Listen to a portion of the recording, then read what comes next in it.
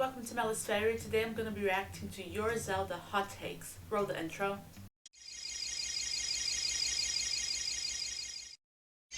So if you don't know what a hot take is, it's basically an unpopular opinion. So something that you feel about a Zelda game or something about Zelda that most people would disagree with, basically. I've done a similar type of video before, but it was just Tears of the Kingdom hot takes, if I remember correctly. I'll link the video on a card somewhere here. But this time I asked for just general Zelda hot takes, so it doesn't have to be about a specific game, just Zelda hot takes. And you guys gave me some hot takes, so we're gonna read them and react to them. Okay, let's go. Okay, so this one says, Zelda 1 is the best game and it's yet to be surpassed. With the last bit, I'm not talking only about Zelda. So this person is saying that Zelda 1 is like the best game of all time, if I'm understanding correctly? Ever? I've never played it. Does that make me a fake fan? The first Zelda game I played was A Link to the Past, which was amazing. But yeah, sadly I can't agree or disagree because I haven't played it, but possibly? You don't hear a lot about Zelda 1.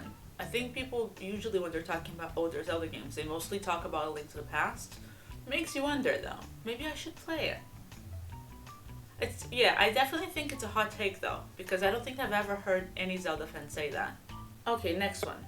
This is a two-part hot take. So the first one is, the Divine Beasts are much better than the Temples of Tears of the Kingdom. That is a hot take. I'm not sure. I'm currently replaying Breath of the Wild on my live streams every Wednesday, 6 p.m. GMT+1 on Twitch and YouTube at the same time.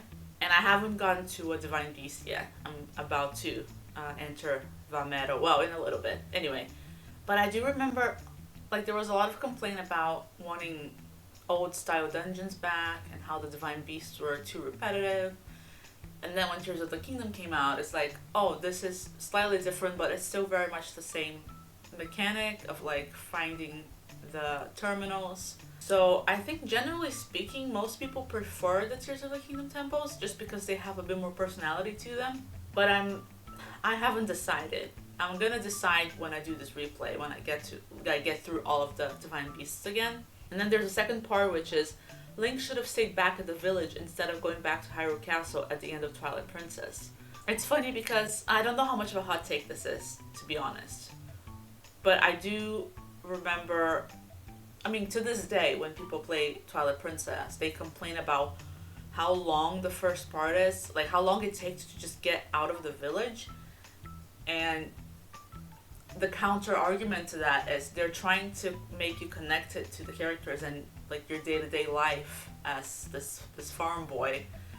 And that's, like, it's intentional. It takes that long intentionally because they want to form that connection between the player and that part of Link's life. So this makes a lot of sense, actually, because technically the village is what you're fighting for in the first place.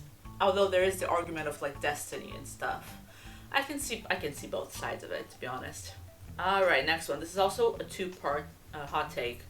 First part is, the 3-day system in Majora's Mask was a pain. I think a lot of people agree with this. I only played Majora's Mask once, and that was ages ago, literally when it came out. And it was my favorite Zelda game until Breath of the Wild came out, and I loved it so much. I do hesitate to replay it though, because I wonder like how my now grown, like full of mental illness brain would deal with the anxiety of the 3-day system. Maybe I wouldn't enjoy it as much. But yeah, it is a pain, but I think the secret to not getting really stressed when playing Majora's Mask is to just accept that, yes, the days are counting down when you have to do things by a certain time, but then it starts over and everything's fine. So if you think of it less as time is running out and more as the next cycle is going to start soon, it becomes a little less stressful. And then the other one is, I prefer Link ending up with Malon instead of Zelda in Ocarina of Time. Malon or Malon? I think it's Malon that you say it, isn't it? Like the fruit? I'm sorry if it's not. I actually have seen this a lot, and I think that's a fair statement. Like, do I agree? No. But he would have been happy, I think, living like a normal life and They have the connection. So I see a lot of fan art of the two of them. So definitely a popular ship. Alrighty, next one. My hot take is Calamity Ganon was more dangerous to Hyrule than the Upheaval / Ganondorf. Breath of the Wild, villages getting attacked by giant robots. Tears of the Kingdom, snow, sludge, sand, and substances. This is a good point. I mean, I think as it was, as the circumstances stood in both games, yes, the Breath of the Wild atmosphere and day-to-day life was way more dangerous. But in Tears of the Kingdom, if Link didn't stop Ganondorf, then it would have been much worse.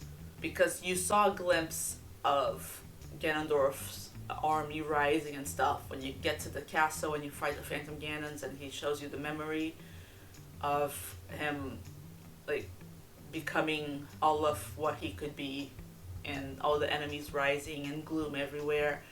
So I think the final consequence of the upheaval is worse than the final consequence of the Breath of the Wild Calamity stuff. But yes, like if you're gonna be living in a village in Tears of the Kingdom, it feels safer than just living in a village in Breath of the Wild, possibly. Although, now that I think of it, the Tears of the Kingdom ones, they were made to target the exact population of each village. So it was very like tailor-made. Like the sand was tailor-made to make life difficult for the Gerudo, and the snow for the Rito, so they couldn't really fly and hunt and stuff. So yeah, I think long term, Tears of the Kingdom / Upheaval is more dangerous. But I definitely get like your point, especially with the Guardians. Okay, next one. There's no Zelda that doesn't feel like Zelda. The action-adventure core that exists since the first game is always there. Agree 100%. One of the things I hate the most in life is when people say like, oh, Breath of the Wild is a good game, but it's not a good Zelda game. Like, what does that even mean, first of all? Like, it makes no sense, because it is a Zelda game officially. And I get the point they're trying to make. It's like, oh, it doesn't feel like Zelda. It doesn't have the dungeons and the items, and it's like you're literally playing as Link, and you're literally saving Zelda from Ganon. Like, I just hate the argument of it doesn't feel like a Zelda game, because I think it's just wrong. Like this person said, that the action adventure like core / like genre is there. For example, I played Skyward Sword on the channel a few months ago, I don't even know. I finished now.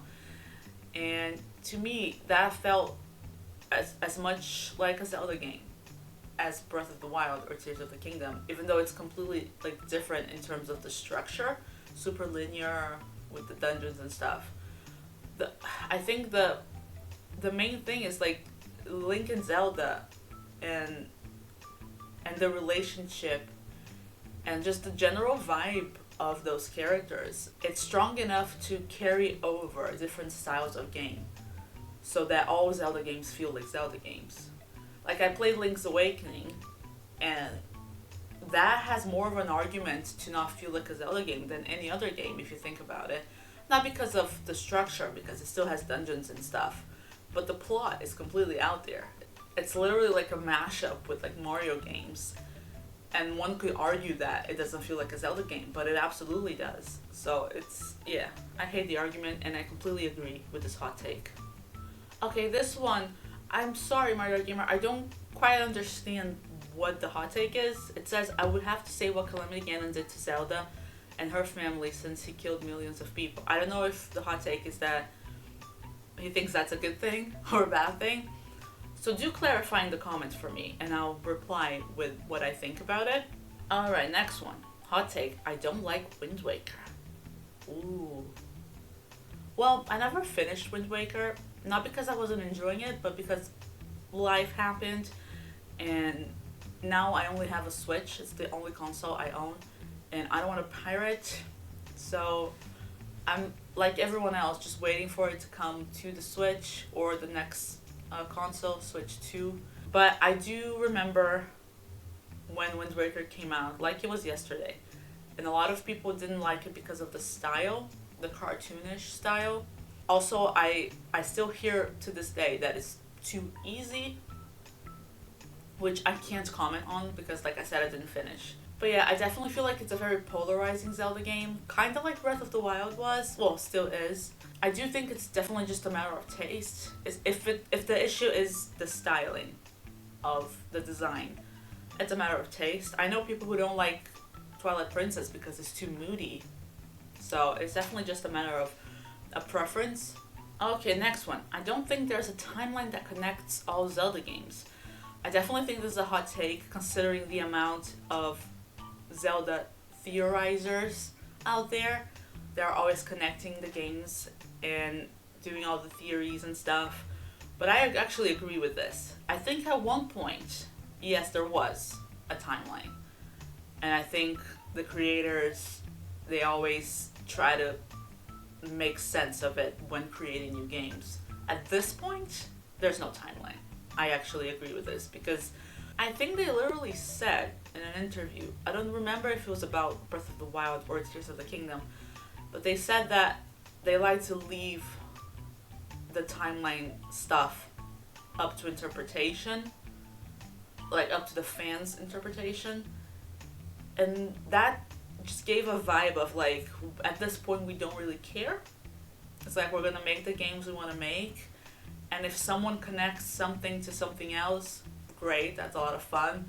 But I don't actually think they have like a giant whiteboard with the arrows connecting each thing. I think, like I said, I think they did at one point, but I don't think it exists anymore. Alright, this is the last one. I don't like trading quests in the old games at all. How do I feel about trading quests? My most recent memory, my most recent experience of a trading quest was playing Link's Awakening. And I remember I enjoyed it, but that was only because I was lucky enough to have actually traded the first few things. So by the time I realized, oh, this is a trading quest thing, I had the items, so it was fine. But I think if I hadn't gotten like that first one, and I got like halfway through the game and realized it, I would have been very, very annoyed to have to like backtrack to do all the trades. I think backtracking should only be a thing if you've acquired a new item that allows you to, or ability that allows you to explore new parts of old areas. But if you're going back to get like a feather, then it becomes a bit annoying. So I kind of agree with this. Alright, so those were the hot takes that you guys commented on my community post. I hope you guys enjoyed it. I love doing these types of videos just because I like to know what people are thinking about games, just getting in people's heads, seeing if I agree with most things or not. So I'll probably do another hot take video in the near future, and make sure you check out that first hot takes video I did. Thank you so much for watching, and I'll see you guys next time.